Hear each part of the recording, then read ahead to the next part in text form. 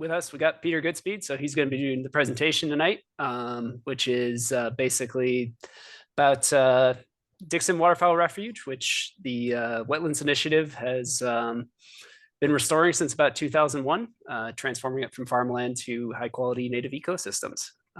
So today it's a natural treasure with a bunch of different rare diverse habitat types. It's basically a big waterfowl hotspot, and I guess basically Peter's going to talk to us today about the refuge. So thanks, Peter, for being here, and I guess I'll turn it over to you.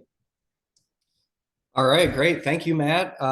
Good evening, DuPage Birding Club, and thank you for having me here tonight to talk about the Sioux and West Dixon Waterfowl Refuge at Hennepin and Hopper Lakes.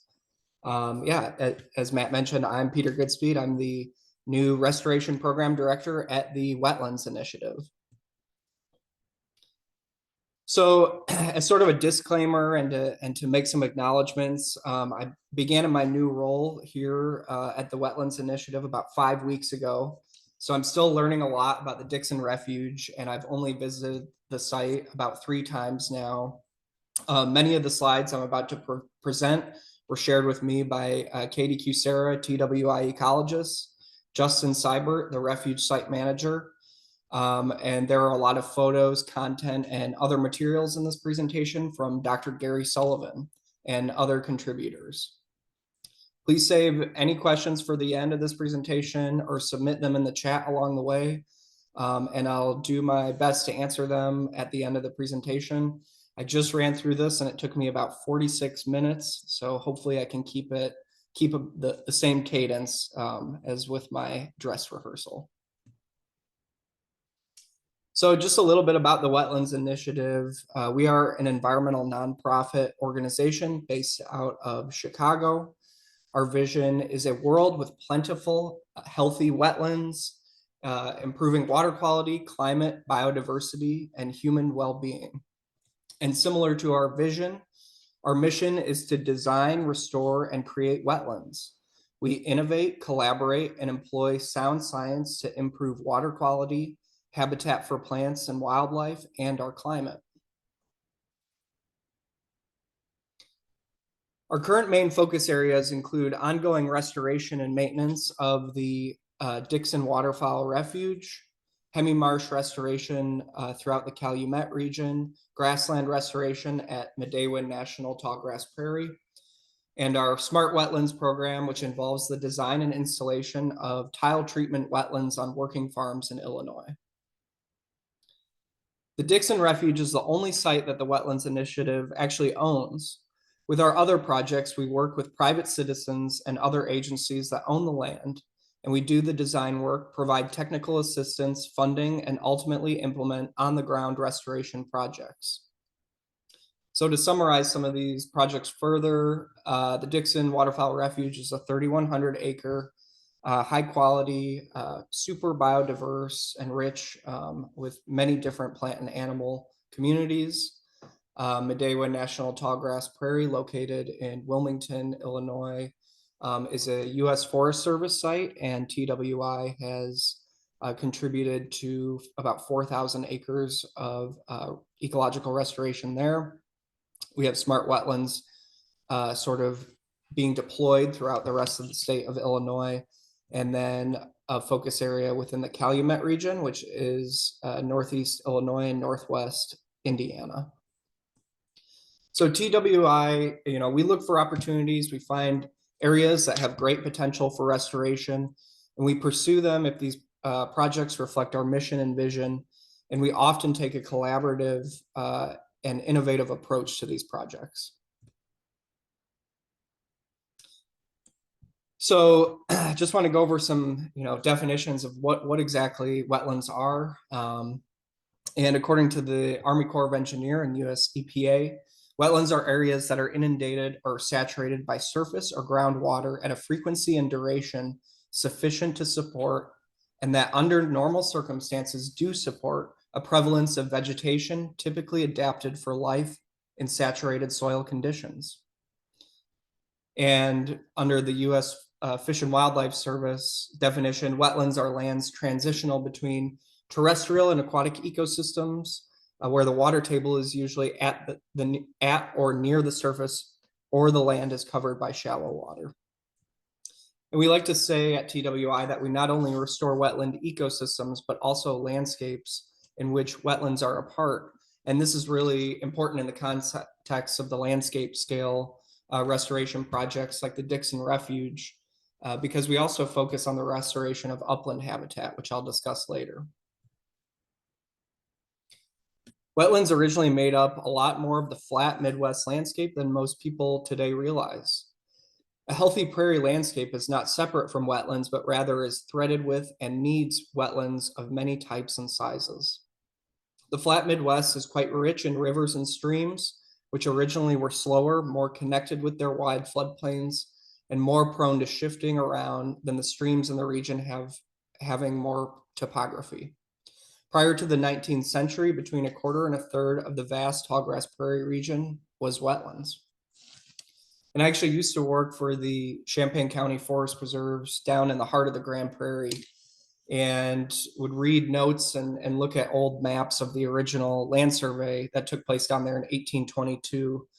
And in some instances where there was a note made that the landscape was just a rolling rich prairie, we actually know from the soil types there and from soil maps that these areas were actually dotted with little pockets of hydric soil and likely wetlands. So, depending on the time of year the survey took place, maybe many of these wetlands went unnoticed if there was no surface water present.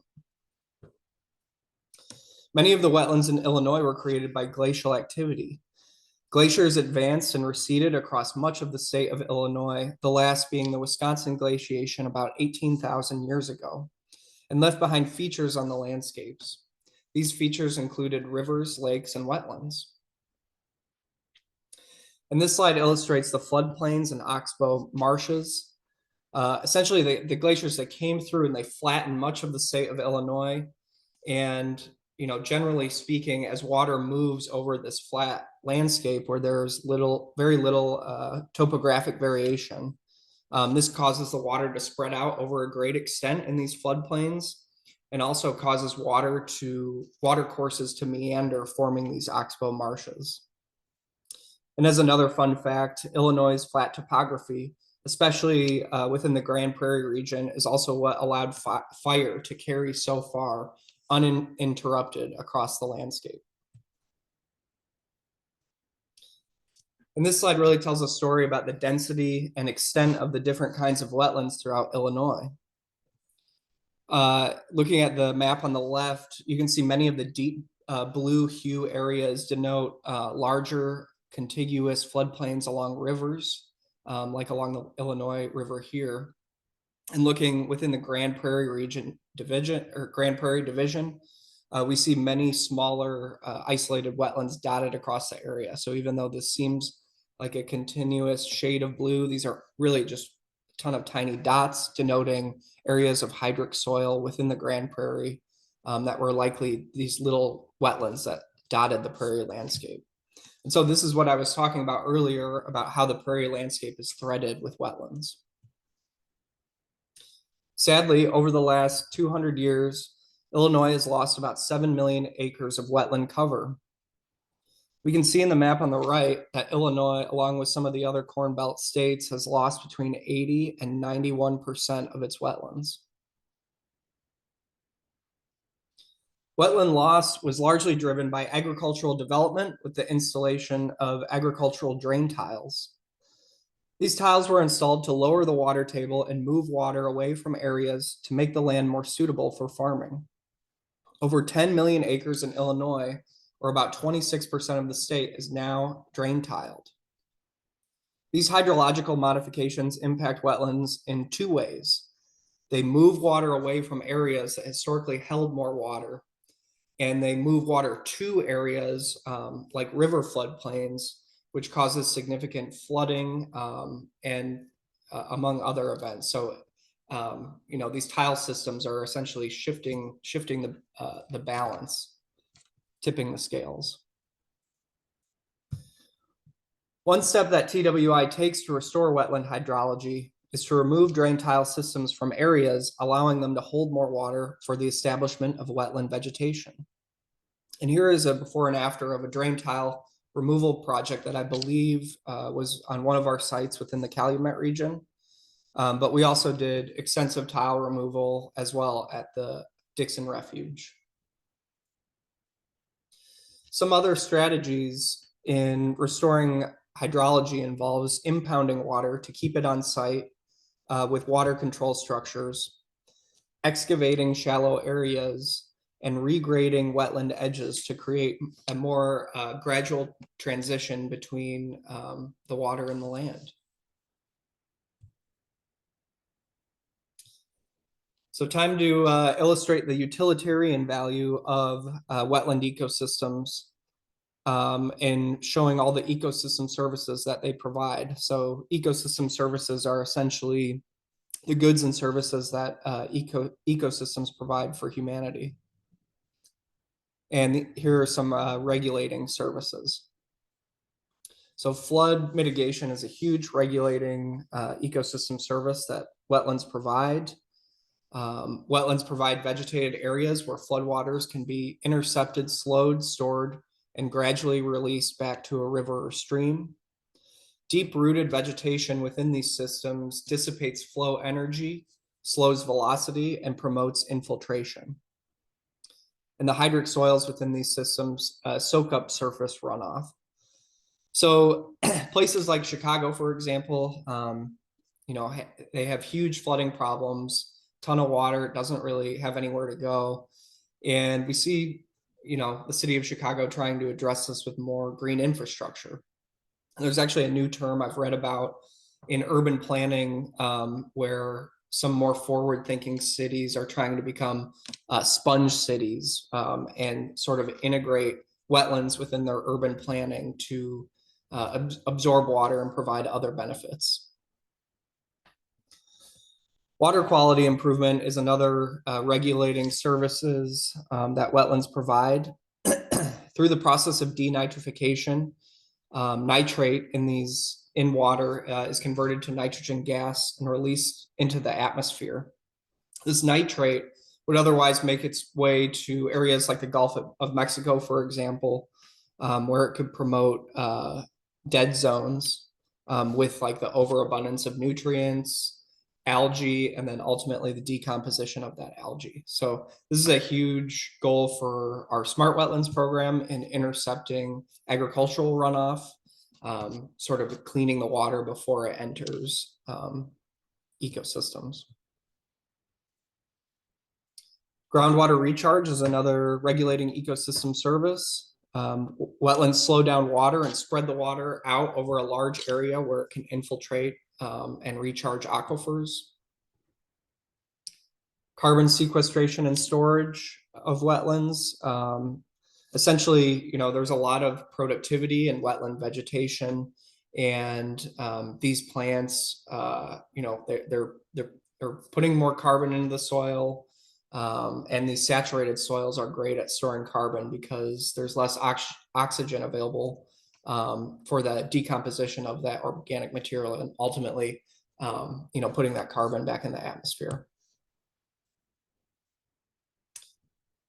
Wetlands provide habitat for flora and fauna. Here we see a cool drone picture taken of a group of waterfowl in the open water of one of the lakes, and then you can see them here on the ice here on the right. Wetlands are some of the most productive non-tropical ecosystems. They provide food during critical migration and breeding periods, and about a third of all threatened and endangered animal and plant species occur in wetlands. And sort of reemphasizing how wetlands provide habitat for a diversity of plants, wildlife, and other organisms. Here you can just see a handful of the different plants and animals that are found at the Dixon Refuge.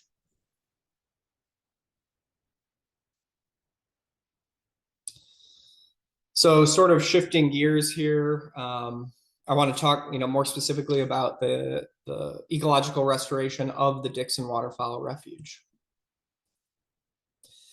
In the early 1900s, the Illinois River was one of North America's most ecologically and economically significant river systems. It supported the most productive inland commercial fishery and highest mussel abundance per mile of any stream on the continent. Even though it has undergone significant land conversion during the past century, the river was identified as one of 3 large floodplain river ecosystem restoration priorities in the United States by the National Research Council. One of the earliest accounts of this region was during the expedition of Joliet and Marquette in 1673.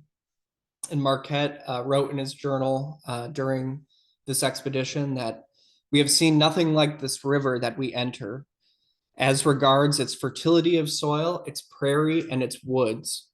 Its cattle, elk, deer, wildcats, bustards, swans, ducks, paroquets, and even beaver. There are many small lakes and rivers. That on which we sailed is wide, deep, and still for 65 leagues. In the spring and during part of the summer, there's only one portage of half a league. So I love these just really dramatic, almost romantic journal entries. There's another one I recall reading from Louis Hennepin's journal, who was on LaSalle's expedition through Illinois, that also, had very colorful language about the flora and the fauna and the ecosystems of this area of Illinois. In the 1930s, dams were constructed on the Illinois River to maintain a navigable channel for commerce. The dams altered this natural system in many ways, including modified hydrology, new flow patterns, additional water pollution, siltation, and overharvesting of aquatic resources. Because of this, many of the backwater marshes along the Illinois River were destroyed.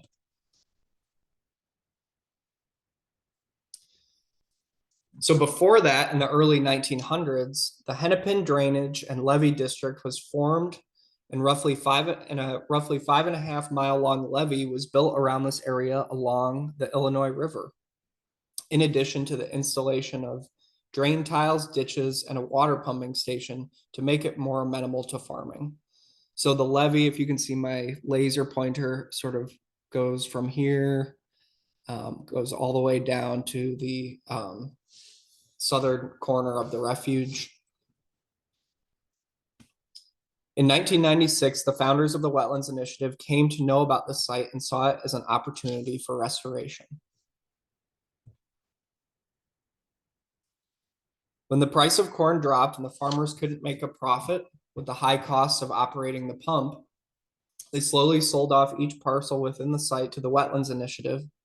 And in 2001, TWI began restoring the refuge by turning off the pump and destroying the drain tiles.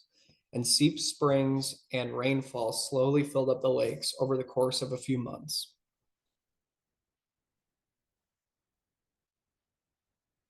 So just looking again at this aerial image on the left and this farm field over here on the right, we see an area void of life. There are a handful of species of agricultural weeds growing here. But yeah, I mean, this landscape, it looks pretty desolate. So in this slide really illustrates, what the refuge looks like today. And that map on the left highlights all the 22 different habitat types found throughout the Dixon Refuge. And here in the photo on the right, we can just see a vibrant landscape full of life, full of biodiversity. And really this image doesn't do it justice, because you really have to be in it to feel the humming, or hear the humming of all the pollinators, and hear all the birds and see all the birds in the distance.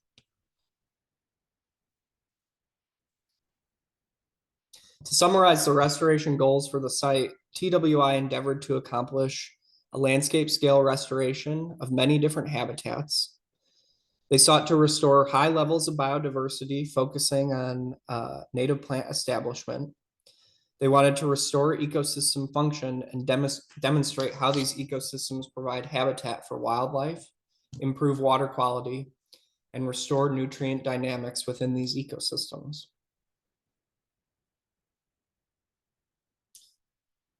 So I discussed a little bit of the history of the Illinois River, but specifically looking at the area of the Dixon Refuge. On the left, this is the oldest aerial photo we have of the site. And also on the right here, we have the oldest map that we have of the site as well. And I really love ecological restoration because it incorporates elements of both cultural and natural history. So it's really important to see where a site has been to create a path for it going forward.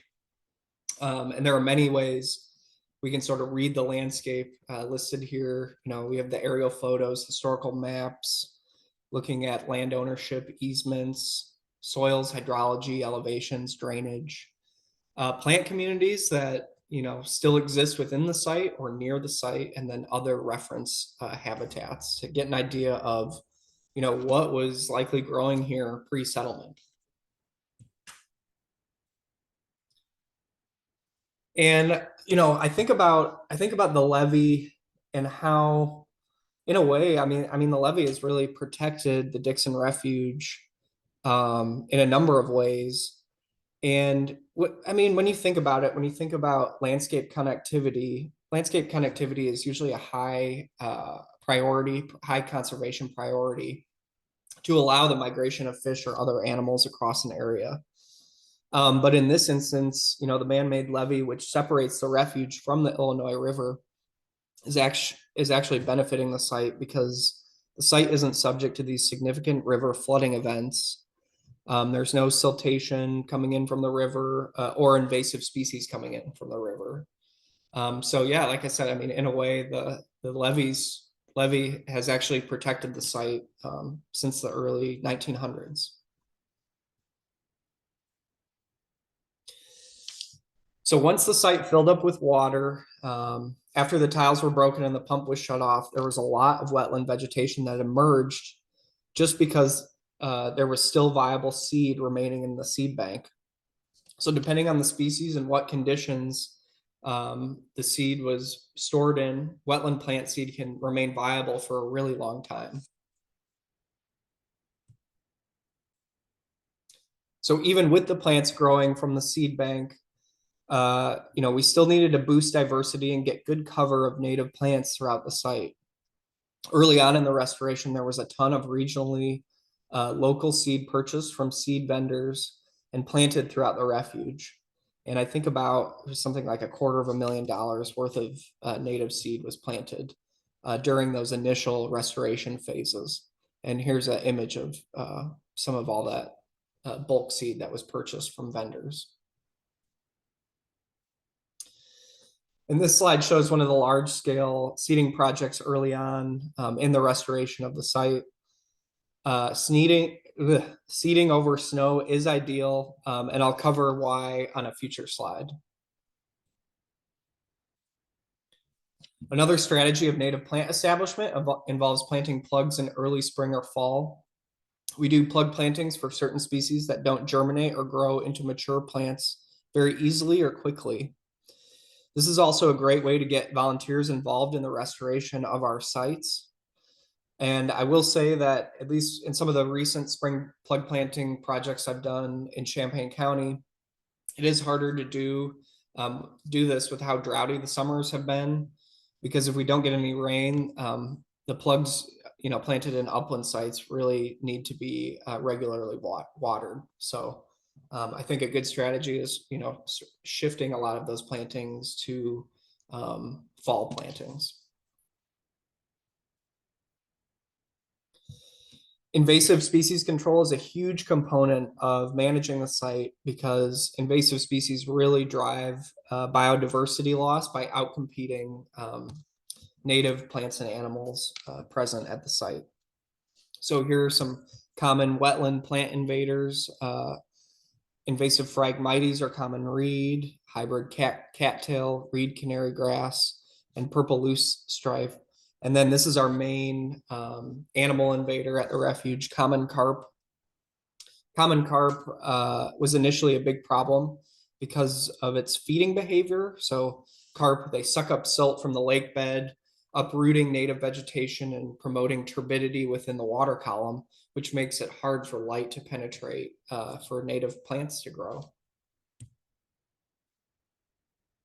And part of our strategy for controlling invasive plants is to utilize mapping tools such as ArcGIS field maps.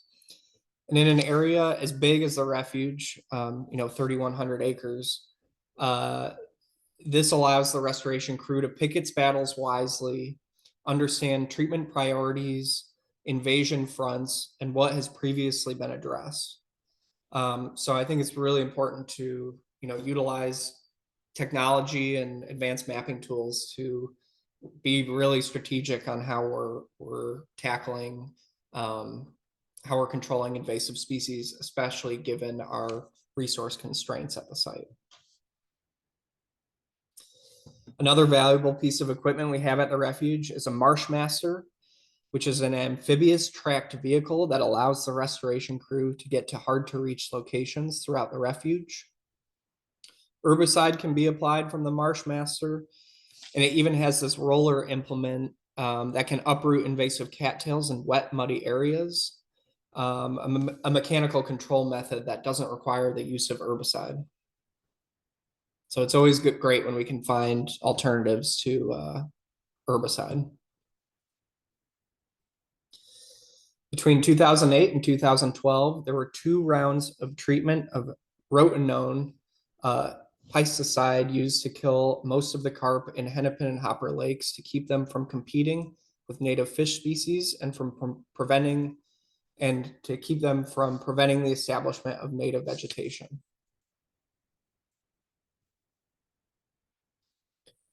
Some upland invasive plant species that the restoration crew tackles every year include multiflora rose, Canada thistle, and Canada and tall goldenrod.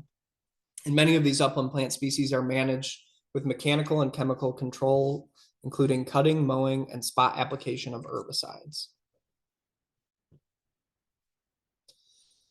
Prescribed burning is done to provide a number of benefits to the native ecosystems throughout the refuge, including controlling woody vegetation, knocking back invasive species, returning nutrients to the soil, reducing the duff layer, and promoting native seed germination, among other benefits.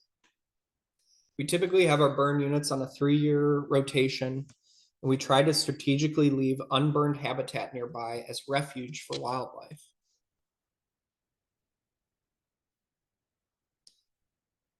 TWI conducts native plant surveys at the refuge every year.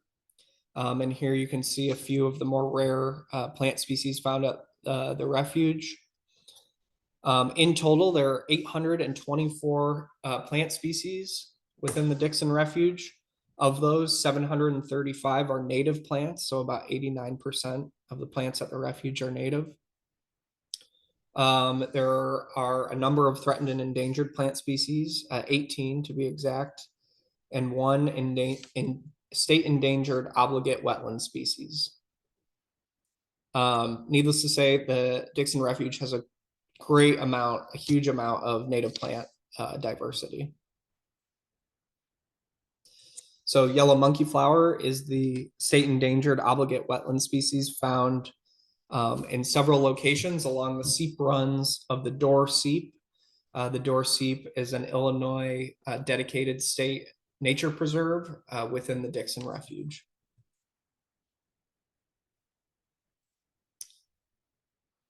So the Dixon Refuge was recognized as a wetland of international importance under the Ramsar Convention on Wetlands in February of 2012. And this was based on an international treaty signed in Ramsar, Iran in 1971 to promote worldwide wetland conservation. And this is one of only 41 sites within the United States to have received this designation as a Ramsar site. And this was based on criteria based on rare or unique wetland type, species, and ecological communities. And I cannot impress upon you like how significant this is that the refuge has this designation. And I think TWI, we've really undersold this as an organization. Just to put this in perspective, another Ramsar site within the United States is the Florida Everglades National Park. So just, putting that into comparison, that the Dixon is on par with the Florida Everglades. That's pretty amazing. So let's dive into the criteria, for that the refuge had for receiving this designation. Contains rare and unique wetland types. So here's the door seep, and we see a pretty sizable population of marsh marigold growing there.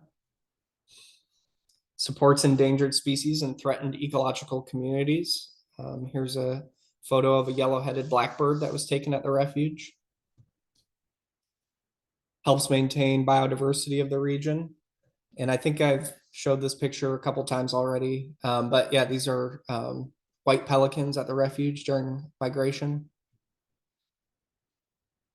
Provides habitat and refuge for animal species at critical stages in their life cycles. Regularly supports more than 20,000 water birds during migration. And this photo captures just the massive amount of snow geese migrating through the refuge. Supports significant numbers of both common and rare native fish. So I'm not going to read through all these, but here's a list of all the native fish that you can find in Hennepin and Hopper Lakes. These are all species recorded by IDNR fish surveys. And I should also mention that some of these fish species are present in these lakes because of IDNR stocking efforts. Also, another thing to note is that from research, we know spotted gar, which is found in Hennepin and Hopper Lakes, has been known to actually eat the eggs of invasive common carp. And bowfin also eat common carp as well. So those two, even though we've tried to eradicate carp from the lakes, there still is evidence of carp, but we have got the gar and the bowfin essentially acting as biological control, keeping the carp population in check.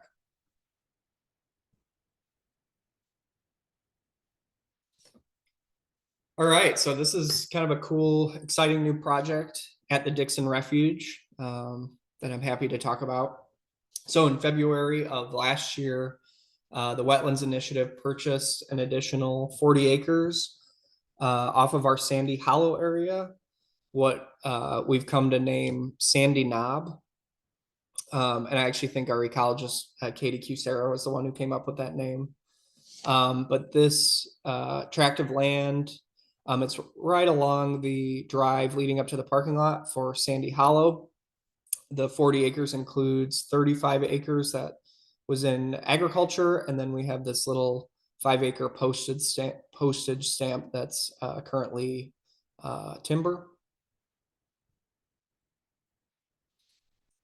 And the soil underlying the area that is Sandy Knob is a sandy loam. So we know the area was likely sand prairie or savanna.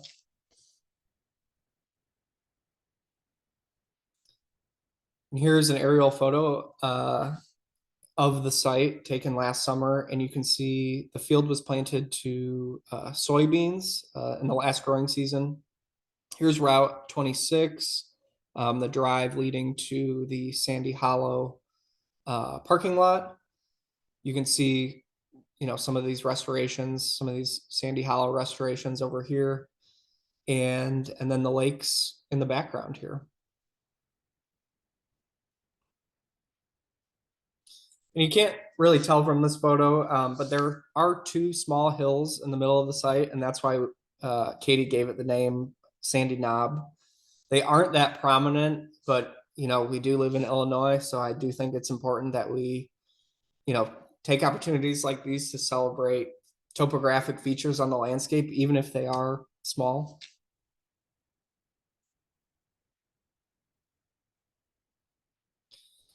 And this photo was taken January 3rd of this year. So we actually began putting seed down at Sandy Knob on January 2nd.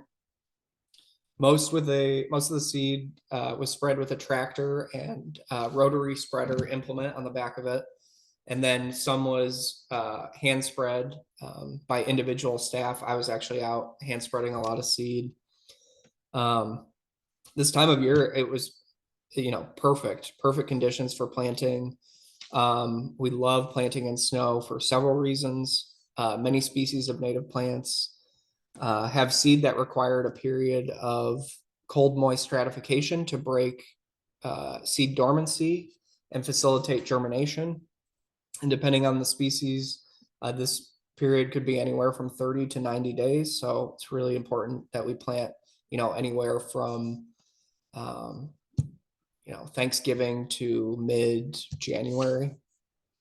And planting on snow is also great because you can really see where the seed is going down, on the snow. You can make sure that it's getting good uniform coverage over an area. And then the third reason this is great is that when the snow melts and freezing and thawing occurs, it actually works the seed down into the soil. So yeah, I mean, we had great conditions. And I guess I should also say that in this image, at that time, only like 15% of the site had been planted. So it looks like a huge area, but there was still a lot to go. And the seed mix for the site included 106 native plant species, 40 of which were collected from the site by volunteers. And as of yesterday, the entire site has actually been planted. So it took staff a while, just with the number of passes required by the tractor and all the other logistics of planting the site. So it did take a few days, but it got done. It got done on snow.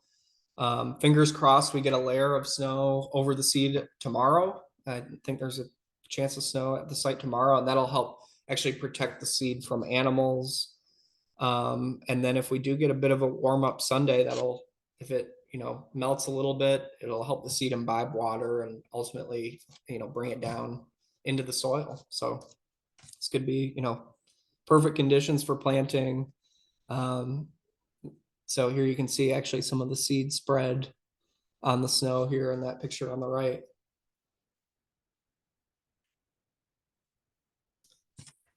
And so to think that an agricultural field that was once farmed for decades, in corn and beans, and probably had maybe just another handful of agricultural weed species growing in there, will become a vibrant, flourishing sand prairie, bustling with life. And I really love prairie restorations because it only takes a few years, especially after a burn. You really get to see some great results, really get to see the fruits of your labor. Tree planting is a lot of fun too, but it's going to be our grandkids who will be the ones enjoying the grandeur of these dramatic open grown oaks, because they take so long to grow. But yeah, prairie restorations are like instant. I love it.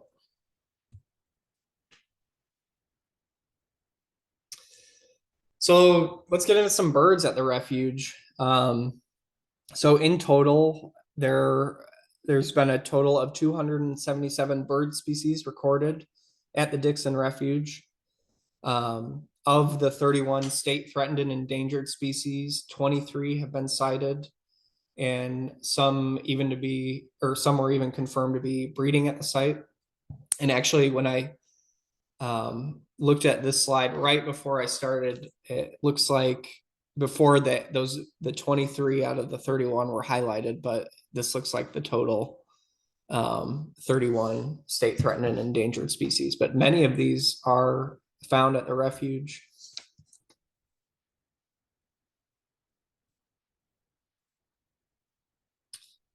Here's a list of vagrant or rare bird species observed at the refuge.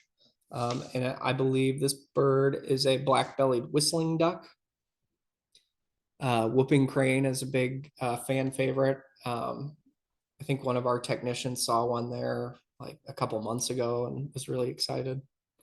And I know they like to hang out in the general area around the refuge as well.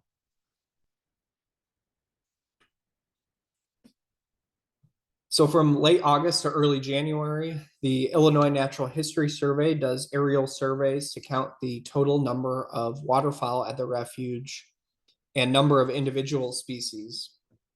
And in early fall, we see some early migrants, including the blue-winged teal and wood ducks. So a lot of wood ducks pass through the refuge, but they also, many breed at the refuge. Peak waterfowl migration typically happens between early November and the end of December.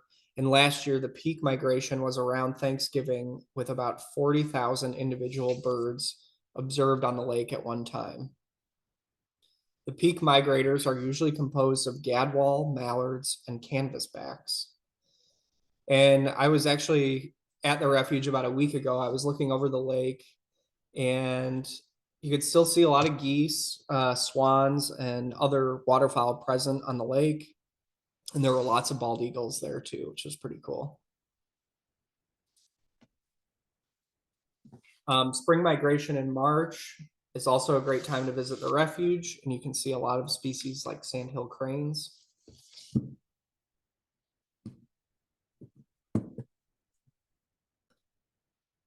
So this map illustrates the many trail systems we have throughout the refuge. The Marcus Oak Trail on the north side that sort of goes into the heart of the refuge. The Prairie Wetland Trail between the observation tower and the boat launch, and the Seep Forest Trail between the boat launch and the Sandy Hollow Trail system, and then the Sandy Hollow Trail system. And I'll dive into those in a little bit more detail.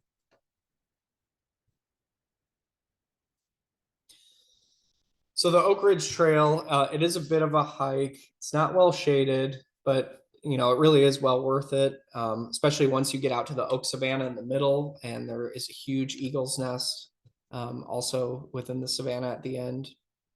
And when I was on this trail last December, I was fortunate enough to see a few bald eagles, a grasshopper sparrow, 2 short-eared owls, and a northern harrier.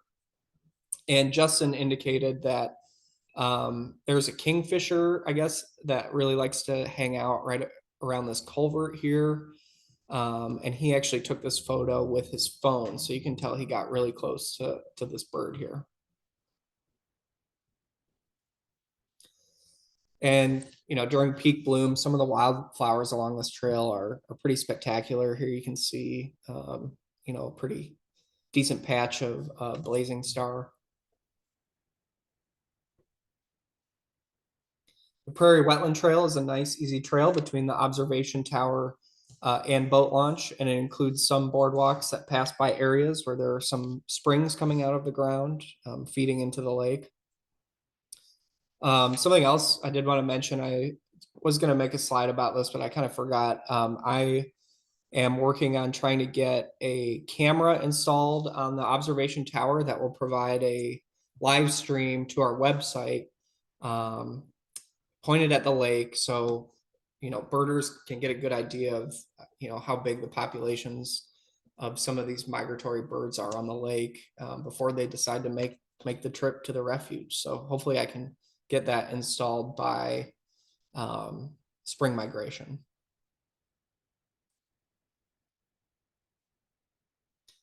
So I've only been to one part of the Seep Forest Trail, but this one courses along the lake from the boat launch to the Sandy Hollow Trail system. It includes a boardwalk that goes sort of into the Door Seep. In fact, in this image, you can see one of the seep runs going under the boardwalk here, and there's a population of yellow monkey flower located along this run.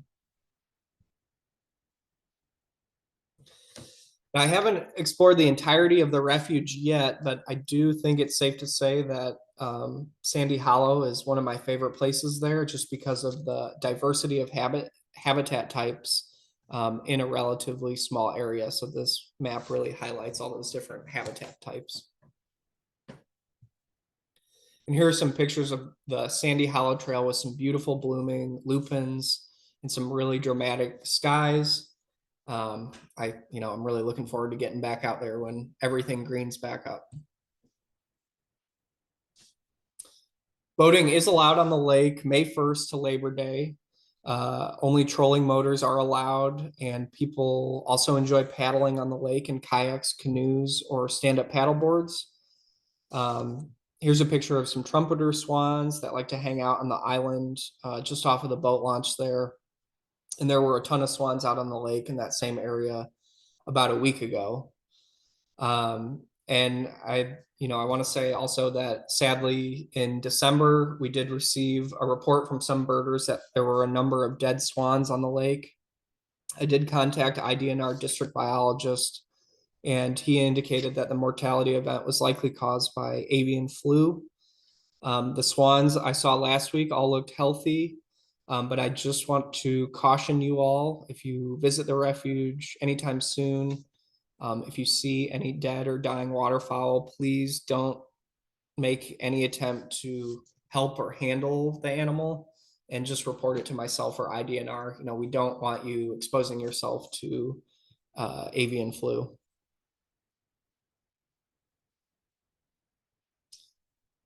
The refuge is it's a really cool natural gem. I encourage you to visit it any time of the year. There's always something to see there. It's close enough to make it a day trip. Or if you want to spend a weekend or a long weekend in the area, you can visit the refuge, Starved Rock State Park, or even, stop at Nachusa Grasslands, either on the way there or on the way back. So it's a really awesome place. Like I said, I've only been there 3 times now, but I'm really looking forward to getting back down there, especially during the growing season.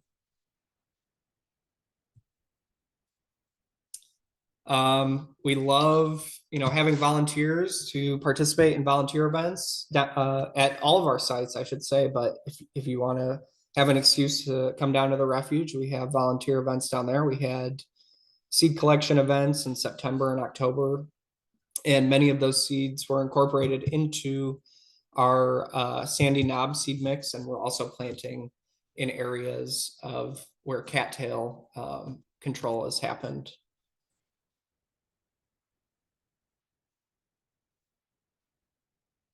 Feel free to contact me for any additional questions. I've also included Katie and Justin's emails on the slide, because as I mentioned earlier, they really helped me with providing a lot of content for this presentation. And I can't thank them enough for helping me out. And with that, I will take questions.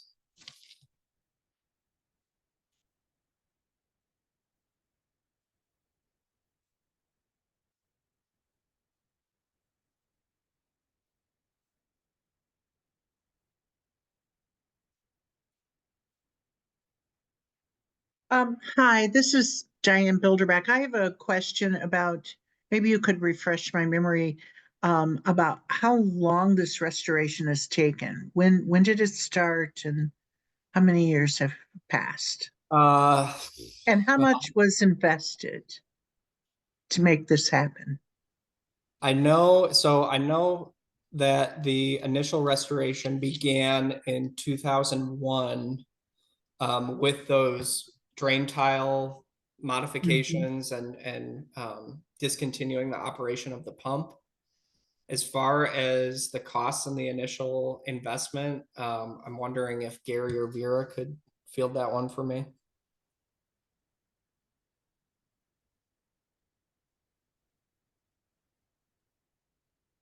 I could throw out I could throw out a number, I suppose. The initial cost, we actually did it with very little money, relatively speaking. We spent probably about $250,000, which seems like a lot of money, but when you're restoring nearly 3,000 acres at the time. It didn't really go that far. And by today's standards, we probably should have doubled or tripled that. And the first planting took place in 2003. So everything up to that point was just preparation. And actually now I'm not sure, did I answer the question? You did. Thank you. Okay. Thank you. Yeah, and the majority of that was spent on native seed, correct, Gary? Yes. Is what you're, okay. I guess one thing I think one of the things you asked is like, how long did the restoration take? And it's as a restoration organization, you know, we run up against that a lot of times, and the simple answer that is not very satisfying is it never ends. Mhm. I knew you were going to say that. Yeah, you're Yeah. always managing it, but probably the heavy lifting takes place in the first few years. And in this case, it was probably around the fifth or sixth year that we phased into more of a management. But we are also adding new parts of the refuge, new acres to the refuge, and then working on areas where we didn't initially work, like that whole seep system wasn't anything we worked on right away. So anyway, it's you know, you could call it like a labor of love, if you will, that takes a number of years, and in a sense, it really is never finished. Well done. Looks beautiful. I've never been there. I'll have to maybe we'll have a field trip there this spring. This is Bob Fisher. I was just going to say that, Diane. I think we're hopefully through our field trip coordinators that we will organize maybe a couple of trips this year, certainly one or two in spring, and maybe one in fall during waterfowl migration. It is close enough for most people to be a day trip. If the trip starts really early, though, you might want to consider staying somewhere locally overnight. I have a question.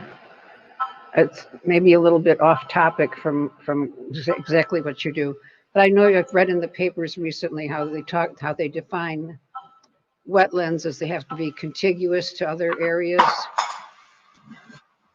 and they've changed that law, and a lot of farming land that used to be considered farmable, they're making it non-farmable.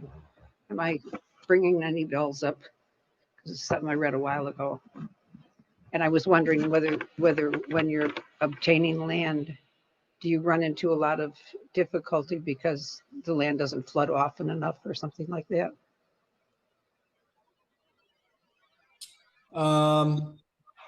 Yeah, I mean, as far as flooding, so we still maintain the water levels within the Dixon Refuge, and we'll still turn that pump on just because it will naturally fill up with inflow from the door seep and from springs and rainfall. And having that control is great, because otherwise, if the water were to get too deep in the refuge, it could basically drown out a lot of the native emergent plant communities, if that answers your question.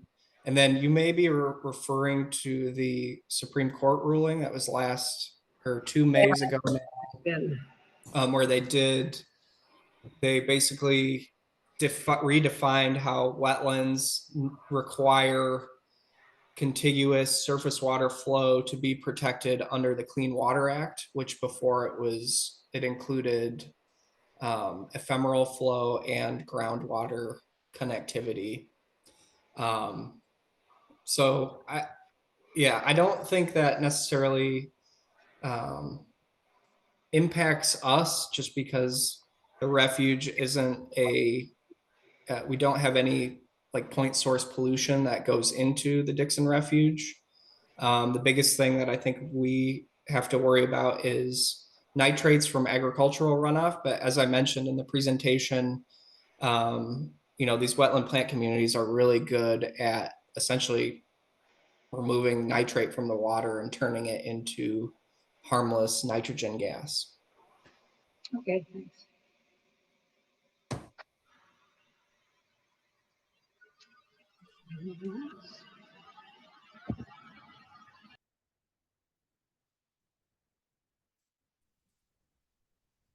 Hi, this is Susan. I have a question. Are there beavers in the area at all? Yeah, yes, there are beavers in the area. Yep, beaver, muskrat, mink. They do. I think I've seen a couple beaver lodges out in the lakes. And they do, and Gary, correct me if I'm wrong, I believe they have like a dam system on the south side of the refuge.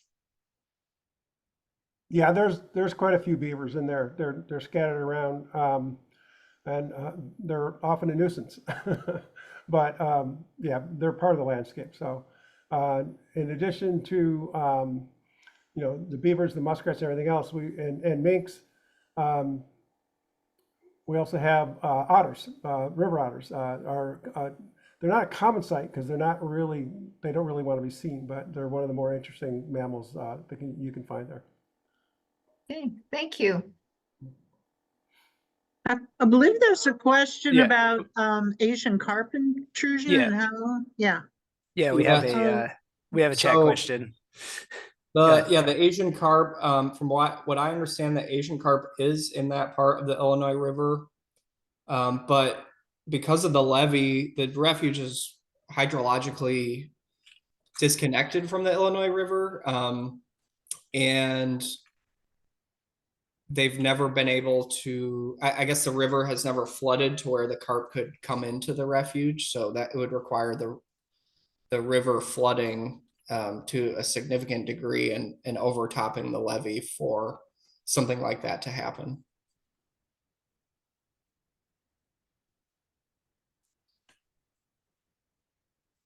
We got another chat question of camping logistics. Is there camping in the area and any quiet campsites nearby? That's a great question. I'm not too familiar with the surrounding area. But yeah, I encourage you to do some research. Maybe there are some private campsites. I want to say there are campsites up at the Nachusa grasslands, which is kind of a bit north of the refuge, but I was just at a conference there and there were some people camping in sites around there.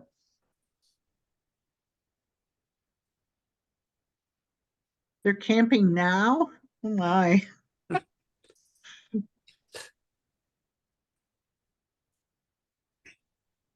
This is Bob again. The Putnam County Conservation Area is a few miles down, and I believe they do have some very limited camping facilities there. It's on the east side of Route 26, about 4 miles down. You take a road up the hill, up the bluff. It's easy to find if you Google Putnam County Conservation Area. Okay, great. Thank you. All right. This is Susan again. We've had some drought in northeastern Illinois this, summer and into the fall. Has that affected your work there at the refuge at all, or you have pumps that control the water levels? I was just curious how the drought's affecting that area or the areas that you do work with in the state.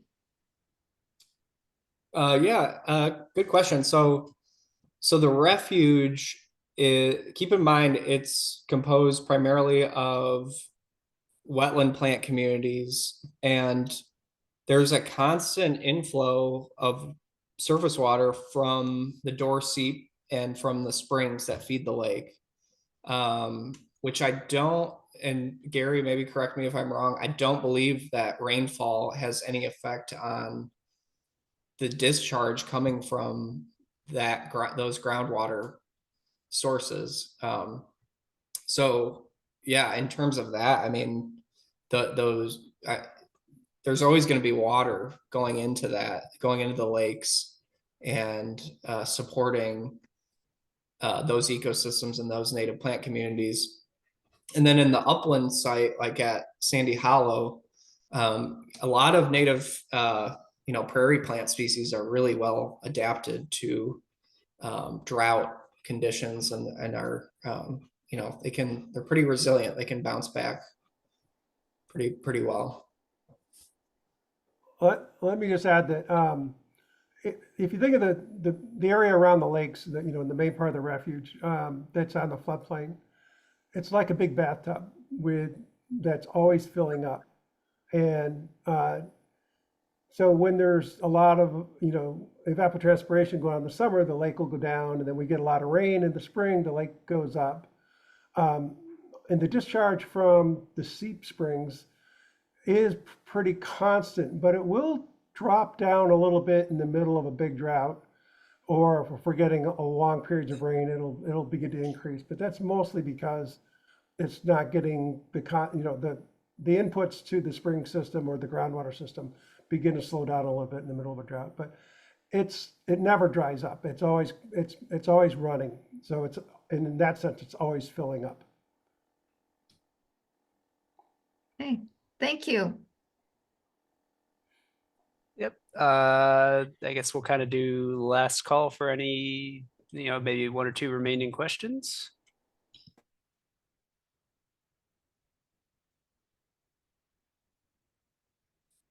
We do have another one in chat that we haven't addressed. Do you know, or does anyone know if the Wetlands Initiative is involved with the wetlands in the Lockport/Romeoville area? I think Abby may have just answered that one. I Okay. don't believe we are. I don't think so. Oh, this is Susan again. I have another question. Were you able to get rid of a lot of that Phragmites in the refuge? Yeah, I would say we probably have a better handle on the invasive Phragmites than we do on the invasive cattail. Oh, okay. Refuge. It's still there, from what I understand. The crew is still finding populations of it and fighting it. But yeah, I mean, we're making pretty good headway at keeping it at bay. And then I'll also add that we also have a native, or a population of the native Phragmites at the refuge in the Door Seep area. But they're good. That's the native or the good version. Yeah, absolutely. Yep. All right, thanks. All righty. Well, thanks, Peter, and thanks to the rest of the folks from TWI for being with us tonight.